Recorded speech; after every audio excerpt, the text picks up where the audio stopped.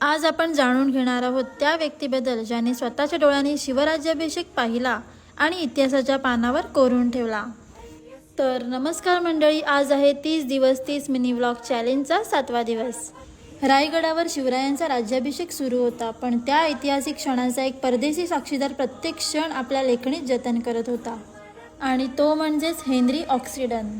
6 जून 1674 रोजी रायगड किल्ल्यावर छत्रपती शिवाजी महाराजांचा भव्य राज्याभिषेक सोहळा पार पडला। हा सोहळा मराठा साम्राज्याच्या इतिहासातील सुवर्ण क्षण मानला जातो। या सोहळ्याला इंग्रज ईस्ट इंडिया कंपनीचा दूत हेनरी ऑक्सिडन उपस्थित होता। त्याने राज्याभिषेकचा संपूर्ण सोहळा प्रत्यक्ष पाहिला आणि त्याबद्दल तपशीलवार नोंदी लिहून ठेवल्या। इतिहास घडत असताना तो पाहणारे अनेक असतात, पण तो इतिहास पुढील पिढ्यांसाठी जतन करून ठेवणारे फारच मोजके असतात। तर पुन्हा भेटूया अशाच एका ऐतिहासिक प्रवासात। तोपर्यंत जय शिव।